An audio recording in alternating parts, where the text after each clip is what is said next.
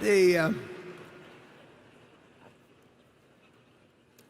Apple has a incredible consumer product, which you understand a lot better than I do.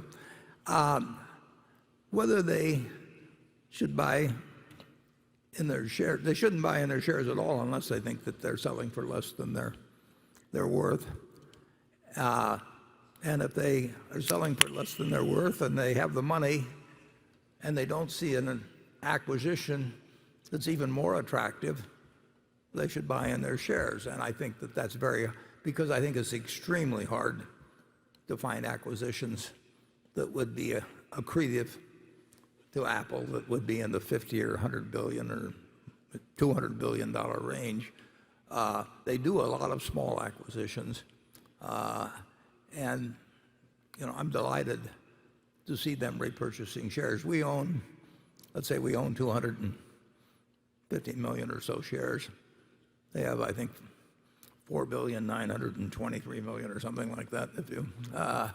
And mentally, you can say we own 5% of it, but I figure with the passage of a little time, we may own 6 or 7% simply because they repurchase shares. And I find that if you got an extraordinary product and ecosystem and there's lots to be done, I love the idea of having our 5% or whatever it may be grow to 6 or 7% without us laying out a dime. I mean, it's worked for us in many other situations.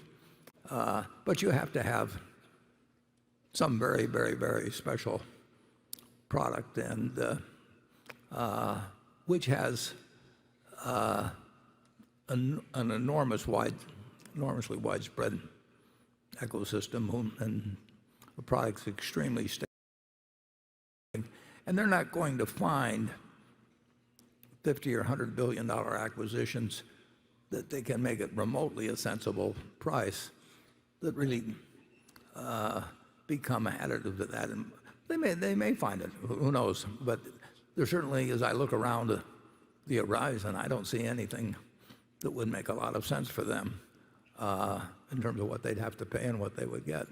Whereas I do see a business that they know everything about, and where they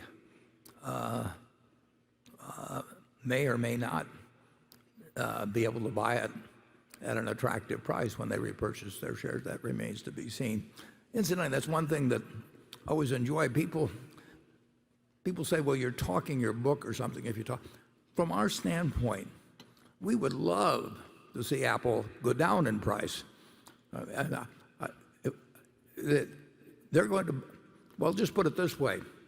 If Andrew and Charlie and I were partners in a business that was worth $3 million, so each of us had $1 million interest in it, if Andrew offered to sell out his 1/3 interest at $800,000 and we had the money around, we'd jump at the chance to buy him out. I mean, it's so simple.